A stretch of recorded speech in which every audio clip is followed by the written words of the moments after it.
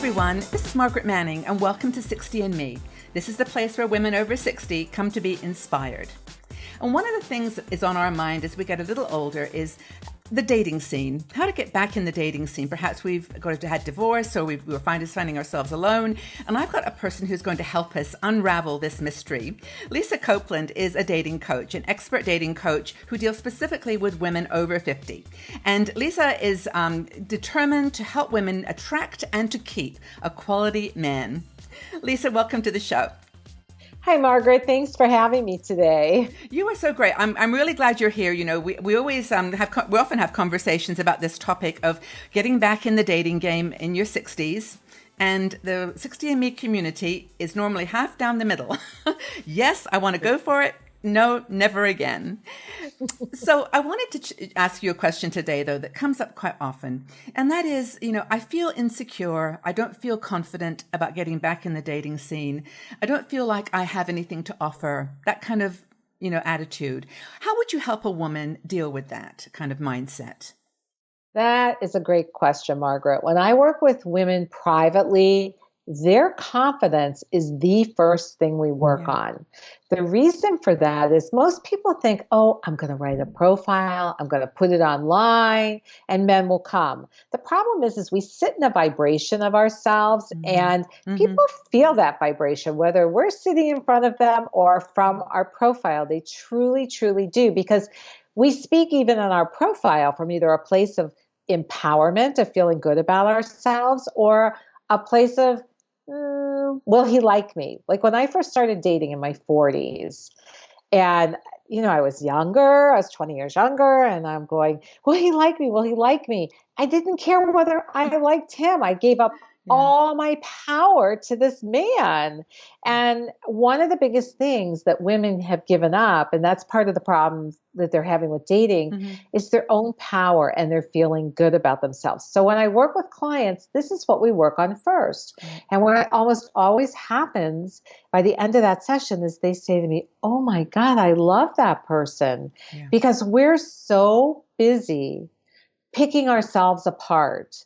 And we're so busy finding all our flaws. And the one thing we forget is when men look at us, and we do this with men too, we either like them for who they are or we don't. Now, we will pick apart their parts and pieces. They will not pick apart ours. So don't point them out. You don't need to point out whatever's going on.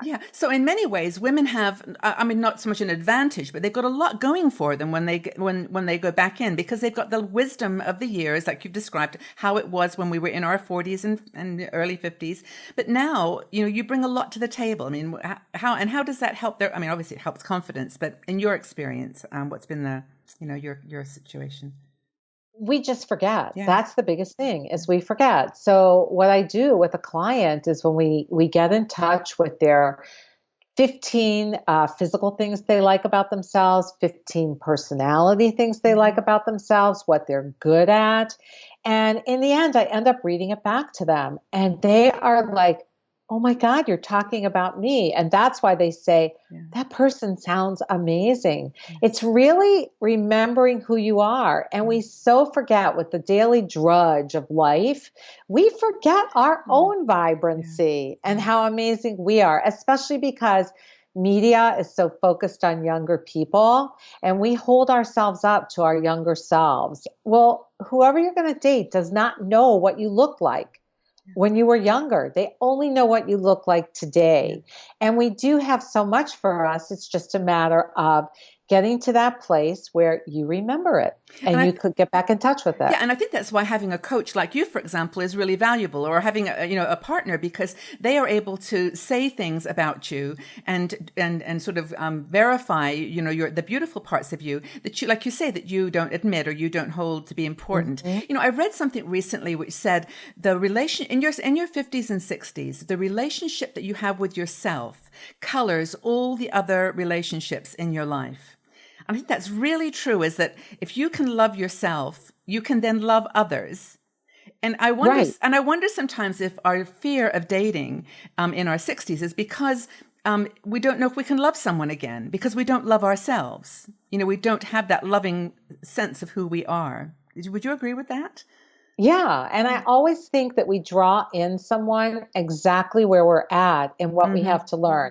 Relationships, even though it's wonderful to fall in love, the falling in love process is a hormonal deal. It's not Mm-hmm. reality. Yeah. It's the bonding of each other. And then you have to fall in like after that. And what happens is we draw in people to heal many of our wounds. If you look back, you can, when I work with clients, we always take a look at the patterns of men they're attracted to. And it's usually has something to do with family of origin that still Mm-hmm. needs Mm-hmm. healing. And you want a partner where the two of you can grow together, but you can only grow from the point that each of you are at. So if you're not feeling great about yourself, and you're looking for someone to validate that you are great, you're not going to find it. Mm-hmm. You Mm-hmm. cannot attract it. Mm-hmm. You have to start Mm-hmm. from a place of feeling good about yourself. And a lot of women, as they age, think, who's going to like me this way? But men do. What happens is we Mm-hmm. tell stories about what's going on online, and we look at men's profiles and we think they're only dating women who are younger. Okay, maybe 5 men are dating women that are younger. I see men all the time having women between 5 to 10 years below and 5 to 10 years even Yeah. above. It's a matter of really where you started, feeling good about yourself so you can draw in someone that will feel good about you too Yeah. and feels good about themselves.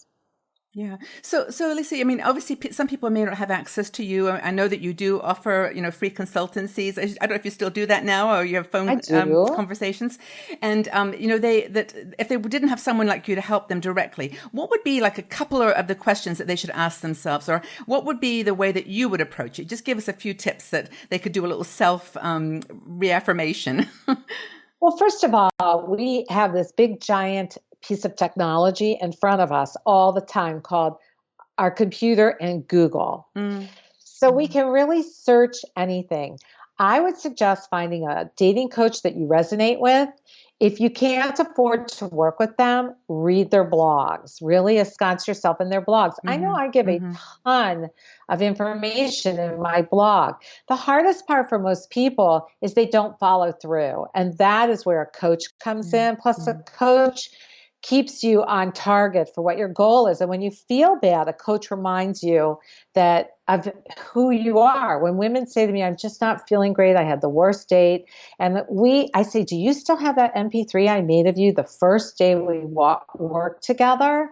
And they say, yeah. I said, let's get it out and listen to it and think about how you felt after you heard it. But the best thing to do is to Mm-hmm. start to Google, how do I get my confidence back? I have tons of blogs on that. Yeah. So you can look No, in you have an there. excellent blog. Is it findaqualityman.com is your Yes, website. it is. And of course, you've got a lot of articles that you have written for 60andMe. So we have a lot of your articles on 60andMe and also on YouTube. You and I have done interviews in the past. So I think Yes, that we I'd like to have. close on this point here because I think what we've said is, I mean, this is to reflect on. This is really important first step. Find your Mm-hmm. confidence, love yourself, and then Mm-hmm. you got all the cards then you can play, Yeah. in the game. Yes. And then, well, the next part of that, though, is being realistic about men. Can we talk Yeah. about that for a minute? Yeah, go ahead. So, Let's go ahead there. Yeah. so one of the things that happens is we don't see ourselves aging because it's a natural process to us. In fact, I remember showing a boyfriend in the past a picture of me when I was like 20, and he said, "Who is that?" Whereas I'm thinking, "Are you dumb or something? That's me, I'm of just an older course." version of that. That's right, Yeah, because yeah. we don't see the aging Yeah. process happening. So we go online and we're still looking for guys and how they looked when we were in our 30s, 20s, 30s, 40s with a certain vibrancy. Now, the men online are older and we look at them and we go, oh my God, that's my dad or my grandpa on there. I don't look that Yeah. old. But yes, we do. We Yes, you just do. don't Yeah. recognize it because number one, as a baby boomer society, we do not believe that we will ever age. I mean, we still wear jeans. It's like we don't think we'll ever age. And the thing to do is to come into a realistic view of what do I want in a man? Everyone's looks fade. think about people that are 80 or 90. They're not hot, but they're adorable. My father's going to be 93. He is so adorable. The women all want to be with him. He doesn't. So it's a matter of really getting in touch with what you want. You really want someone that's going to be there to hold your hand and to support you. Yeah. I mean, looks are great. You do need an attraction. But one of the biggest drawbacks to online dating is you cannot tell a person's personality. It's very one-dimensional. Yeah. You're judging everything based on a face and words that someone wrote. And oftentimes we feel betrayed when we read the words because we read these words, we draw a story about who they are from the words that we've read. We meet them and they don't match the story we created. Yeah. So we think they are betraying us. I work with women a lot about this storytelling thing because most women don't realize this is a huge self-sabotage when we start to draw a story about men we haven't even met. Yeah. Well, I think that the advice here is really, really clear, and that is to be truthful about yourself in terms of what your good qualities are, what your strengths and be confident, and also to know what you're looking for. Great place to start, Lisa. As always, you've laid the foundation for us. So anyone who's watching, if you've got questions for Lisa, please leave them in the comment section below, and we can keep the conversation going. But Lisa, for now, this is a great conversation, and thanks for giving us confidence. I appreciate it. My pleasure. Thanks, Margaret. You. See you. If you enjoyed this video, please subscribe to our 60andMe YouTube channel and also visit our website. We are a strong and dynamic community of women over 60. We're challenging aging stereotypes, and every day we share fascinating stories, interesting questions, and great conversation.